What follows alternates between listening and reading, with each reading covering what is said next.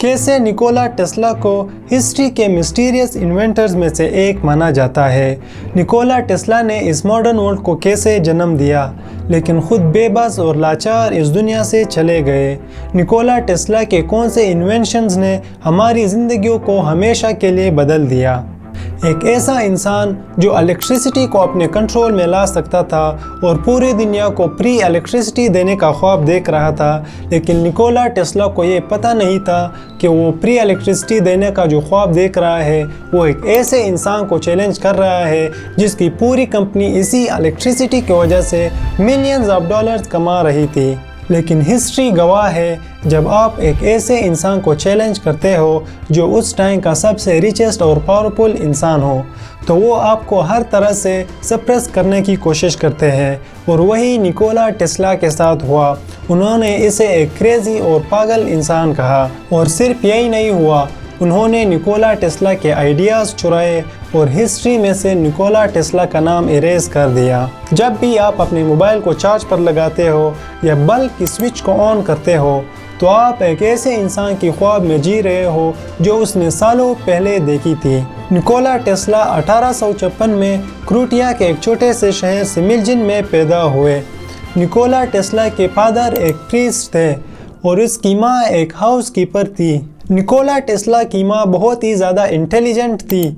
उसने कोई formal education भी हासिल नहीं की थी, लेकिन वो ऐसे टूल्स को बनाती थी जिससे घर के काम करने में आसानी हो। निकोला टेस्ला को हमेशा रीडिंग और लर्निंग बहुत ज़्यादा पसंद था, लेकिन किसी ने ये नहीं सोचा था कि एक दिन ये छोटा लड़का इलेक्ट्रिसिटी इन्वेंट करेगा। बचपन से निकोला टेस्ला बहुत ही ज़्यादा ज़हीन था। वो पूरे बुक को बहुत कम अरसे में मेमोराइज कर सकता था।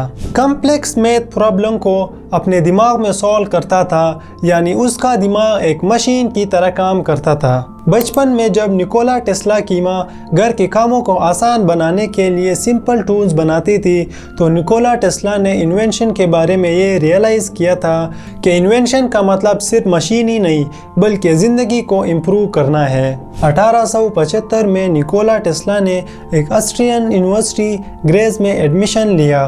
निकोला टेस्ला पहले कुछ टाइम बहुत ही ज़्यादा ब्रिलियंट स्टूडेंट माना जाता था, जो बहुत ही ज़्यादा स्टडी करता था। निकोला टेस्ला ने एक दिन डीसी मोटर को इम्प्रूव करने पर उसके फिजिक्स टीचर को हैरान कर दिया। टेस्ला ने उसी यूनिवर्सिटी में एसी करंट के बारे में कुछ सीखा, जो बाद में उसके ग्रेट इन्वेंशन का फाउंडेशन बनने वाला था। लेकिन कुछ अरसे बाद निकोला टेस्ला ने यूनिवर्सिटी को छोड़ दिया और मेरीबोर में एज अ ड्राफ्टमैन काम शुरू किया। लेकिन कुछ टाइम बाद अपनी स्टडी को कंटिन्यू करने के लिए वो प्राग चला गया।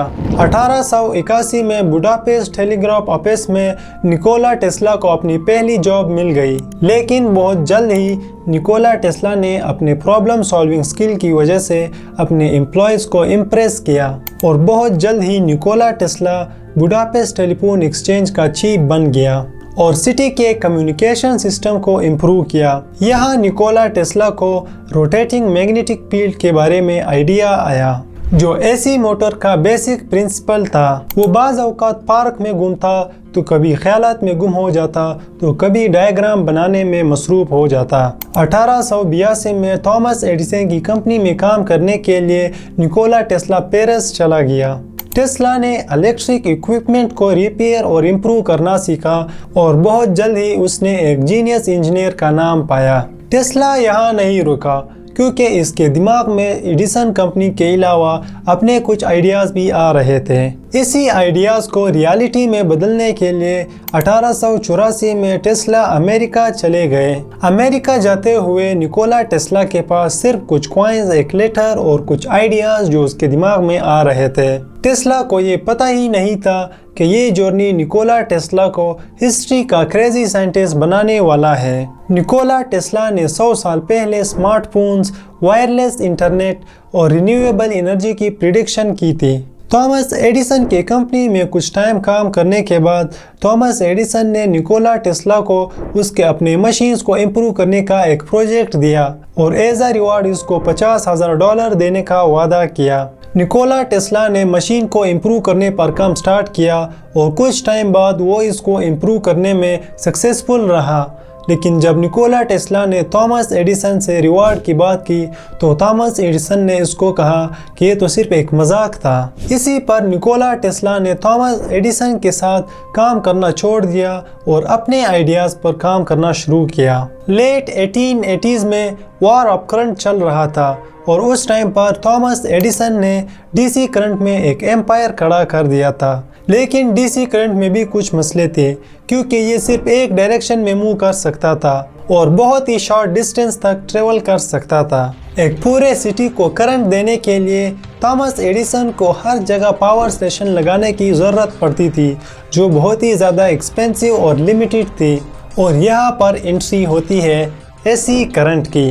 निकोला टेस्ला ने ऐसा करंट इन्वेंट किया जो एक सेकेंड में कई बार डायरेक्शन चेंज करता था और कई माइल्स तक का डिस्टेंस ट्रेवल कर सकता था। एक सिंगल पावर प्लांट पूरे सिटी को इलेक्ट्रिसिटी प्रोवाइड कर सकता था।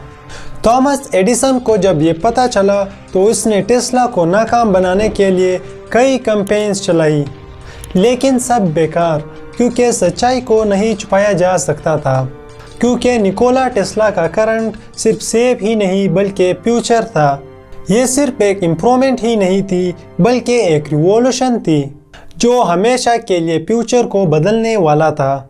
और यहाँ पर निकोला टेस्ला और थॉमस एडिसन का war of current Nikola Tesla की विक्ट्री में ख़त्म हुआ। टेस्ला का एसी सिस्टम ग्लोबल स्टैंडर्ड बना।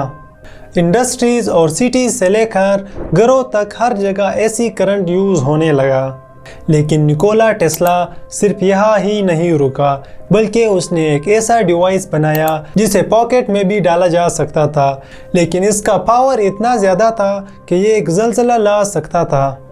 निकोला टेस्ला ने वायरलेस कम्युनिकेशन के लिए ट्रांसमीटर और रिसीवर भी बनाए जो एटमॉस्फेयर में सिग्नल्स भी भेज सकते थे, जिसकी वजह से रेडियो भी वजूद में आई।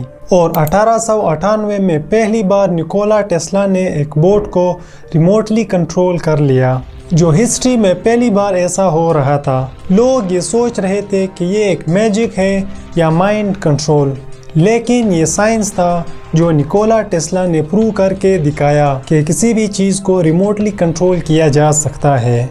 लेकिन निकोला टेस्ला सिर्फ यही नहीं रुका बल्कि उसने एक्स-रेज पर एक्सपेरिमेंट्स शुरू कर दिए। निकोला टेस्ला ने बोन्स और कुछ मेटल्स के इमेजेस भी कैप्चर कर लिए थे। निकोला टेस्ला के पास 300 से भी ज़्यादा पेटेंट्स थे, लेकिन फाइनेंशियल प्रॉब्लम की वजह से निकोला टेस्ला ने उनमें से बहुत ज़्यादा पर एक्सपेरिमेंट ही नहीं किया। जब निकोला टेस्ला ये जान चुका था कि इलेक्ट्रिसिटी को किस तरह बनाया जा सकता है, तो निकोला टेस्ला ने इस पर एक्सपेरिमेंट स्टार्ट किया था कि इसको लोगों के इस्तेमाल में किस तरह लाया जा सकता है। निकोला टेस्ला ये जानता था कि हमारी अर्थ खुद ही इलेक्ट्रिसिटी कंडक्ट करती है, तो अगर वो इस इलेक्ट्रिसिटी को ज़मीन और हवा से कंडक्ट करने में कामयाब हो जाए तो वो इलेक्ट्रिसिटी को हर जगह लोगों के इस्तेमाल में ला सकता है बिना किसी वायर और लिमिट के। और इसी इलेक्ट्रिसिटी को यूज़ करने के लिए किसी को भी कुछ पे करने की ज़रूरत भी नहीं। और इसी को प्रैक्टिकल में लाने के लिए निकोला टेस्ला ने न्यूयॉर्क में वार्डेनक्लिफ टावर पर काम शुरू किया। लेकिन इस टावर को बनाने के लिए निकोला टेस्ला को बहुत ही ज़्यादा पैसे चाहिए थे, जो जेपी मॉर्गन ने निकोला टेस्ला को फंड देने का वादा किया और $1,50,000 दे दिए। लेकिन निकोला टेस्ला का कुछ अलग ही सोच था। वो दुनिया को फ्री इलेक्ट्रिसिटी देना चाहता था। जब जेपी मॉर्गन को ये रियलाइज़ हुआ कि इसमें तो कोई मुनाफा ही नहीं, तो जेपी मॉर्गन की दुनिया में नो प्रॉफिट का मतलब नो फ्यूचर। तो जेपी मॉर्गन ने फंडिंग बंद करी और टावर पर काम भी रुक गया। 1906 में कंस्ट्रक्शन रुक दिया गया और निकोला टेस्ला का ख्वाब अधूरा रह गया। कुछ सालों के बाद इस लैंड को सीज किया गया और वार्डेनक्लिफ टावर को डिस्ट्रॉय किया गया।